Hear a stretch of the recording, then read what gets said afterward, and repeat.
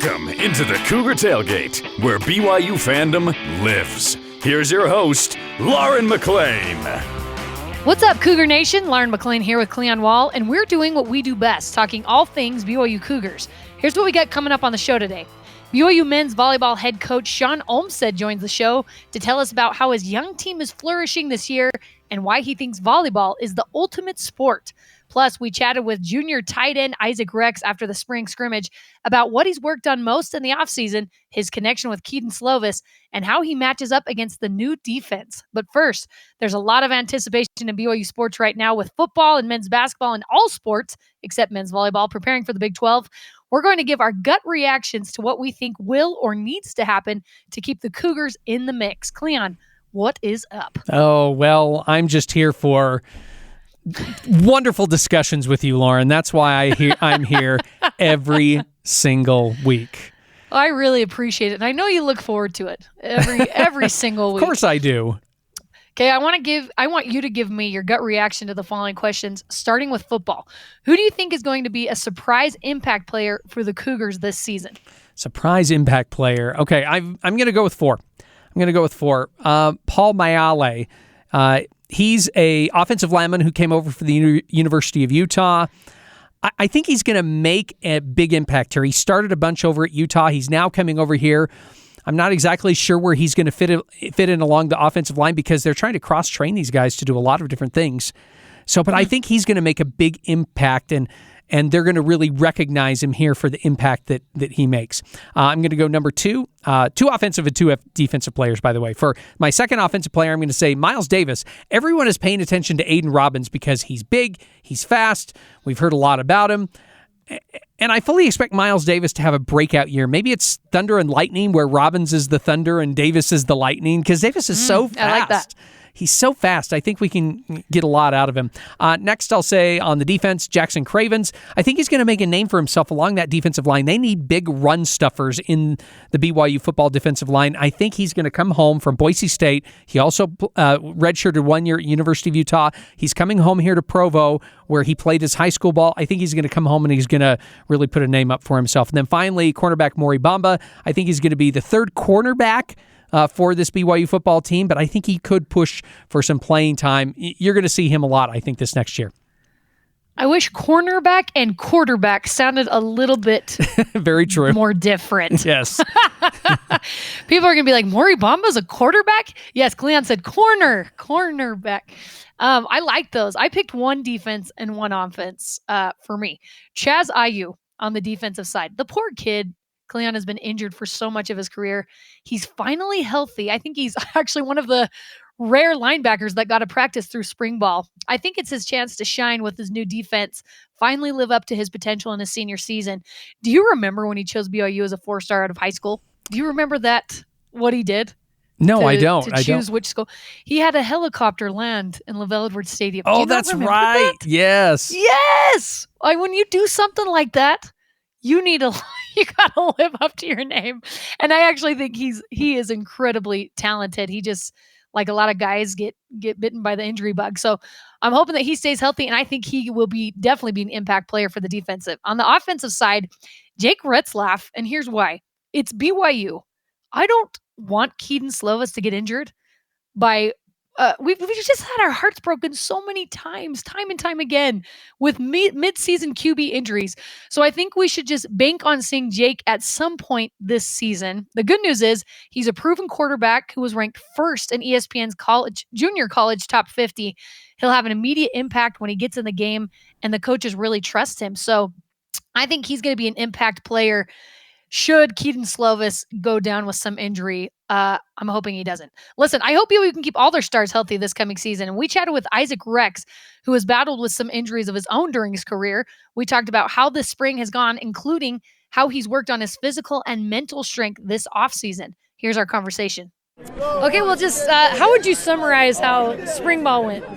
Spring ball was good, man. A lot of new faces coming into the team, and I feel like we played really well. We gelled really well. The coaches are obviously awesome, and they're coaching us up great. So it's been cool, man. It's been a good spring, and I'm excited for what this year has to come. Keaton Slovis is your new quarterback. You've been used to Jaron Hall the past couple of years. What's it been like trying to get used to a new signal caller? Yeah, Keaton's right here. He's actually right next to me, so it's good to see him. But yeah, Keaton's a stud. He's obviously has a lot of experience under his belt, and he's been playing super well this spring. And yeah, he's very accurate with the football. He knows how to fit in tight windows. So Jaron's obviously and Zach were amazing quarterbacks for us, and I think Keaton's going to carry on the tradition quite well. You had a great year last year, and I'm sure you've been working on a lot of stuff, even though it's only been 4 or 5 months since the season ended. But what are some of those specific things you've been working on in the off season? I think overall just getting as healthy as possible, and I've got a lot of flexibility work I've been trying to do. Me and my wife been stretching, doing some yoga. You can never be too flexible on the football field, and so working on that knee bend and that ankle mobility will come a long way, I think, for my game this year. And then obviously just working on the mental side of my game, just working on becoming a more smart football player, I think will help me in the long run. So you can never learn too much football knowledge in this game. And so, yeah, there's a lot of stuff I could work on, and I've just been working every single day. What was tougher when you got injured and you were trying to rehab and everything? Was it the physical part or the mental part? Probably mental. I mean, it's frustrating going through an injury like that. But honestly, I've had a lot of people in my corner. I've had a lot of people that have really helped me. Kurt Henderson was one of my he played wide receiver here at BYU, and he works for Impalas, which is a great company he lives in Texas, Dallas, Texas, and they work on the mental game, the mental side of sports and business and companies. And he helped me a lot with overcoming, the injury, and he's still contacts me to this day and helps me with that. So yeah, just a shout out to Kurt. He's been awesome, and he's helped me out so much. So yeah, the mental side is obviously probably the more intense. The physical, that's more of dealing with pain, but mentally, it can definitely be a wear on your body if you don't get your mental right. So absolutely, and I think that's something people don't think about as much, the mental side versus the physical side. So the defense is something new that you haven't seen, and how would you, I don't want you to compare the two defenses, but what have you seen that this defense that they're implementing this year, what does it bring? Yeah, very aggressive defense. I mean, probably in years past we weren't as aggressive. I think we had a more conservative scheme. We were kind of okay with the other team getting 5 yards, or we were just kind of staying alive in that sense. But this defense attacks, man. Blitzes all over the field. I haven't seen as many blitzes as I have in a long time from the defense in the past. So this defense is coming, and they're flying around, and they're coming to play. So it's exciting to watch them work. Is it tougher on you, though? Because now all of a sudden it's just I got something new to work with here. It'd be really tough if I was a freshman, I feel like, but I've already seen a lot of football, so I mean it's not too tough. But no, it's definitely a step in the right direction. And yeah, the defense and the coaches, Jay Hill's got them all with their heads on fire. So it's way exciting to see, and they're going to kill it this year. Now that it's just months away before you guys are in the Big 12. That's got to be kind of a crazy thing to think about. What are you feeling right now in regards to entering that conference? I'm so excited. I've always wanted to play in a conference, and the fact that I get a chance to play in such a great conference like the Big 12, it's a dream come true for all of us at BYU, and we're excited. And there's a lot of people doubting BYU, a new team in a new conference, and I think we're gonna shock some people, So I'm excited, and it's obviously going to new territory, but we've played some teams before that have been tough and have been from the Big 12, so it's gonna be exciting. So it's a great experience. If Isaac can stay healthy, Cleon, I think he could be another NFL guy for BYU. There are a few other former BYU players who are hoping to get their names called on the weekend of April 27th for the NFL draft.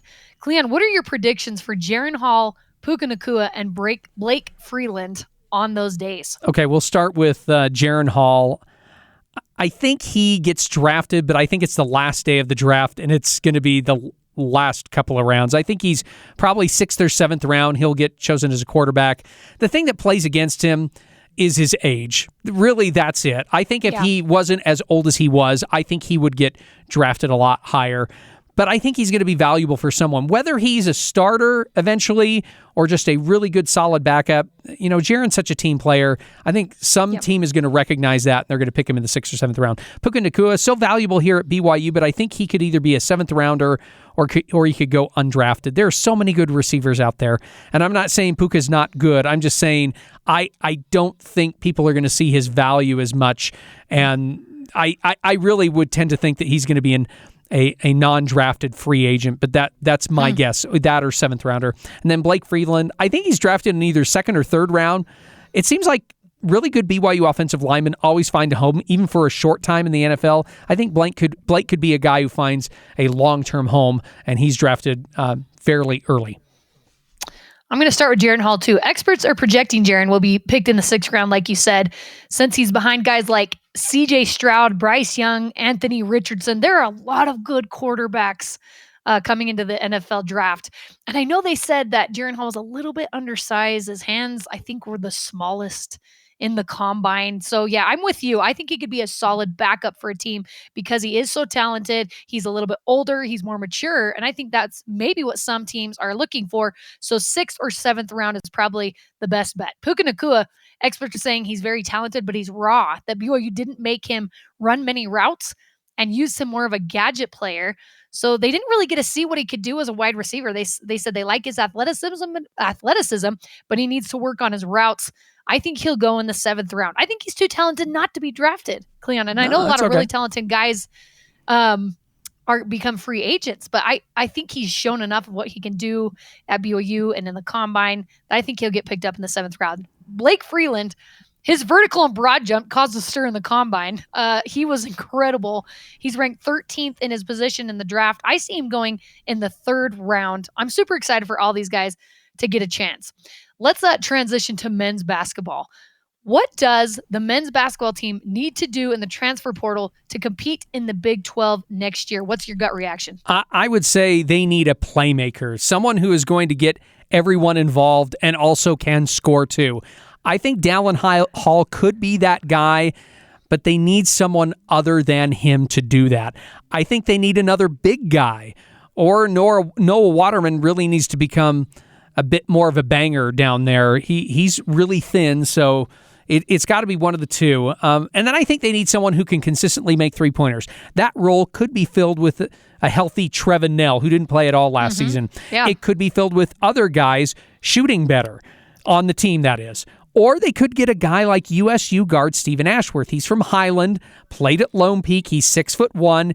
Last year for Utah State, he shot 43% from three-point range.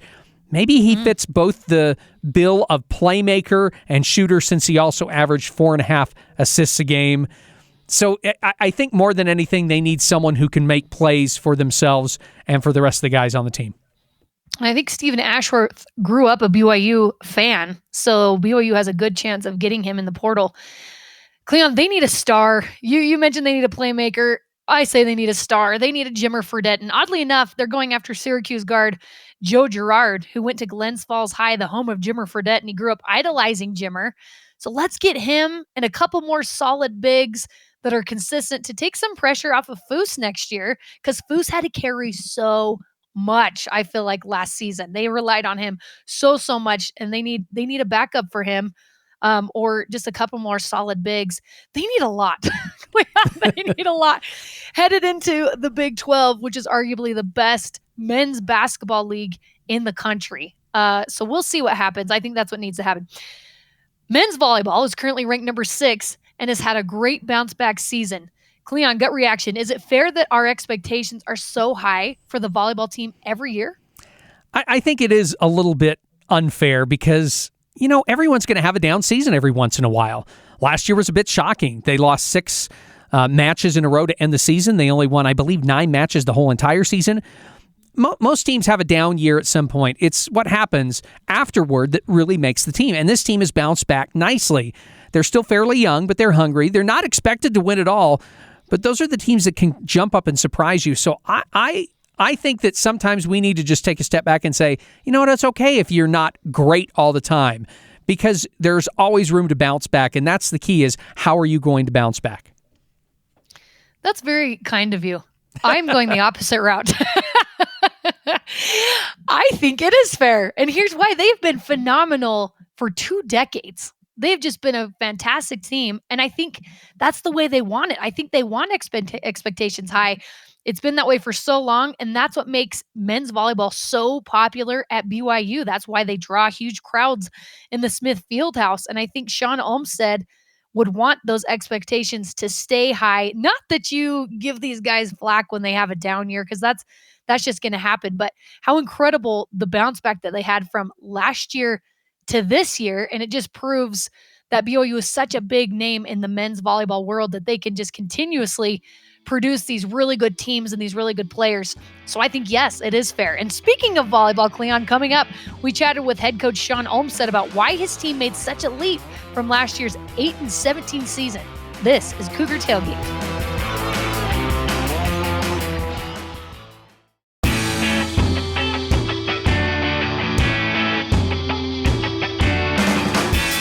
Welcome back to Cougar Tailgate. I'm Lauren McLean alongside Cleon Wall. Joining us now is BYU men's volleyball head coach Shawn Olmstead, who's looking to finish the season out strong against Stanford at home this weekend before heading to the MPSF tournament. Shawn, thanks so much for coming on. Yes, anytime. I'm always excited to chat with you guys, and especially that we're not using Zoom video, so I think we're all set. No one wants to see any of our faces right now. Shawn, you guys are in a 6-game winning you're on a 6-game winning streak right now, the longest streak so far this season. Do you feel like you've found your groove as far as which guys you want to play each night and how to use their strengths?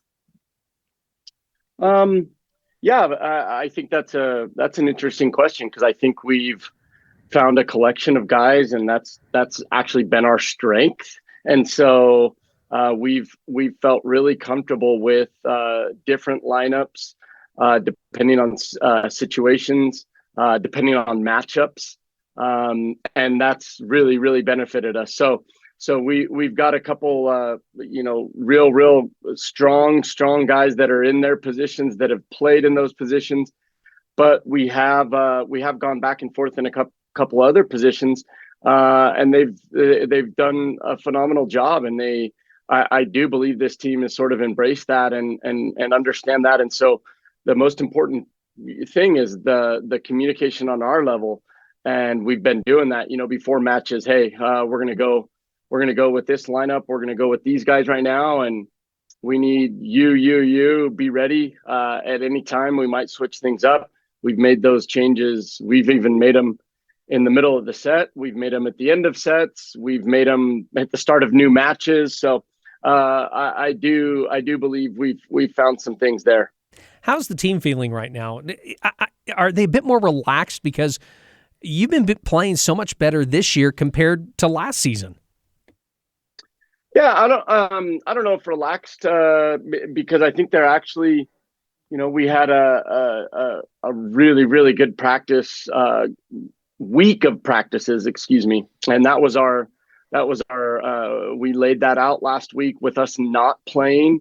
We really needed to focus, and we were able to get some guys some rest that we felt would benefit them, get some reps with the younger guys, but maintain a really high level, because you can, when you don't have a match coming up that weekend, you can kind of get a little sloppy, get a little carefree. The weather's warming up. It wasn't at the start of the week, obviously, but at the end of the week it was, and you can get a little bit loose.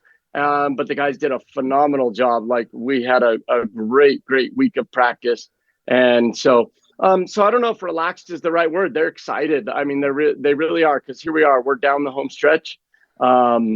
We've got, what we can control is in our hands, and we've got to be able to do that. And we understand that, and keep moving forward.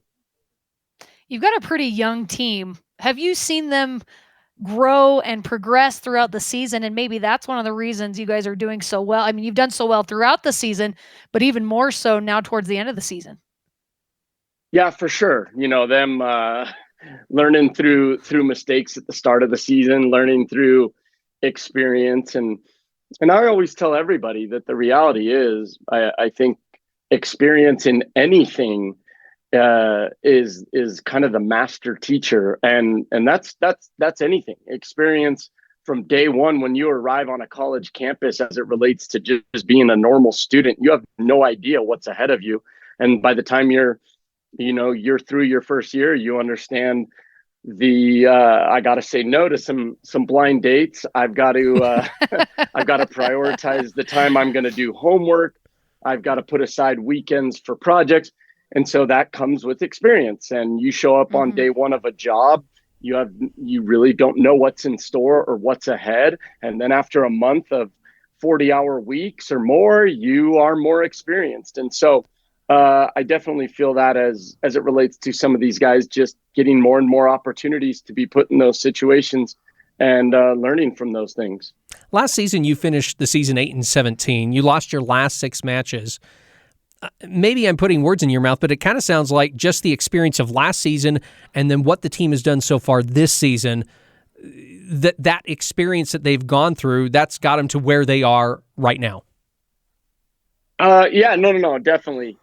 And we talked about that at the start, first meeting back in, seems so far away, but September when they arrived on campus, it was obvious that with us returning so many of the guys that went through that season, just a little different mindset and the experience of that. Again, there's the experience factor. And so they definitely grew from that. They definitely learned a lot, no doubt individually that they would share with me in meetings, and they learned collectively because of so many of the guys that were a part of that. Well, speaking of experience, you brought in transfer setter Heath Hughes into the program from Grand Canyon. What impact has he had on the team this season? Yeah, exactly that. Really, really high volleyball IQ, and that shows. He traveled. When was that? September. He was down in Brazil. He missed school.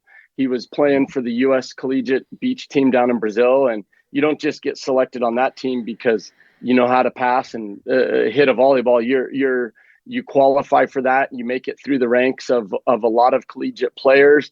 So he's got really, really good experience. Got very, very high volleyball IQ, and that's from a lot of years of being in another Division I program and a good program, and him getting reps and playing, and he was a starter over there for a handful of years, and he beat us, while he was at Grand Canyon as their setter. So he did bring a level of confidence, a level of experience, maturity, and also just kind of like, hey, this is my last go and I want to make the most of it. And from day one, there was zero, in my mind, there was like no transition. I mean, he fell right in line with the guys, a great teammate, a great friend, and, a pretty darn good leader just by example, doing the right things and working as hard as he can every day. And so that was a massive get for us, and he contributed to our team immensely. You guys are 12-0 at home this season. How much is it an advantage getting to play at the Smith Fieldhouse?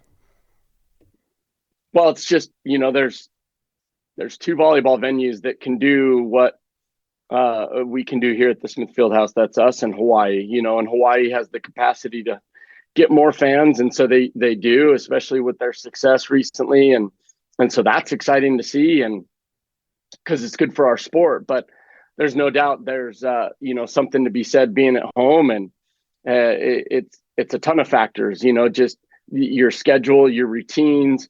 You're able to kind of get in the zone. You're not at the mercy of the other arenas. You can kind of go through your schedules. You know what they are when you're home. Like I mentioned, you know what those routines are, and you're pretty familiar with those things. So that's always a benefit to any team. Shawn, I don't know about you, but I think I have partial hearing loss because of the Smith Fieldhouse, and you've been doing this a lot longer than I have. Do you seriously? I'm being dead serious. After the matches, do you go home and you're like yelling at your wife and kids on accident because it gets so loud in that place? Yeah, no. I usually get home like with this weird ringing in my ears, obviously. And for me, of course, I'm processing so much more as it relates to the match, the results, the shoulda, woulda, coulda throughout the match, whether it ended in our, for a win for the Cougars or a loss, and processing all those things. And I'm usually there's two things, if it's one of those long 5-setters, which we've had a few here, it'll be almost impossible for me to tone down, like kind of wind down. And so I'm usually just, my ears are ringing, my head kind of has this little headache, and I'm awake, I'm alert, and I'm usually awake for quite some time because of just everything, the energy, the excitement, plus the volume level for sure. And that ringing, it doesn't go away. Like my head just feels strange, and so it's a good thing. It's a good problem to have, I think, in those situations. But it's such a cool place to play and just have the fans right there.